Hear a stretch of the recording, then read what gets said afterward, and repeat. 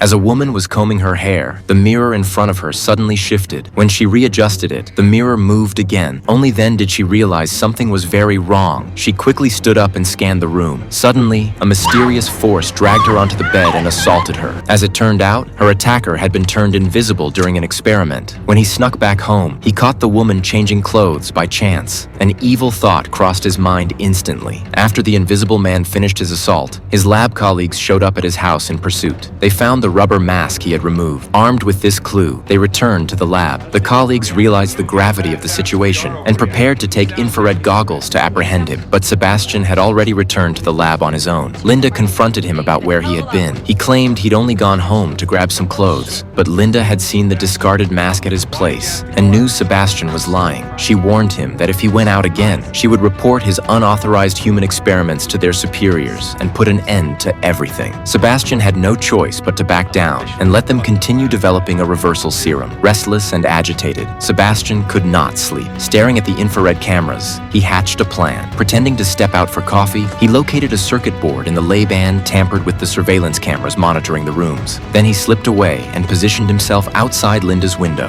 There, he ran into her new boyfriend. Furious that she had rejected his repeated attempts to reconcile, Sebastian flew into a rage and smashed the window glass. Linda and her boyfriend looked outside, but saw no one there. The next day, Linda asked Sebastian if he had heard any commotion the night before. He denied everything, saying he had been asleep the entire night. The colleagues checked the surveillance footage, which showed Sebastian in his room the whole time, never leaving. Their suspicions faded. That night, as Linda worked from home, she suddenly felt that something was off. She suspected Sebastian had followed her there. She went back to the lab to check the monitors, which showed Sebastian sleeping soundly. But when she entered his room, no one was on the bed, even though the surveillance feed still showed him there. Linda immediately gathered all her lab colleagues. The female doctor believed Sebastian had become violent and unstable, and Carter agreed they could no longer let him roam free and cause trouble. They decided to report the incident to their superiors. Little did they know, the returning Sebastian had seen and heard everything. He tailed the two to their superior's house, determined to eliminate them once and for all.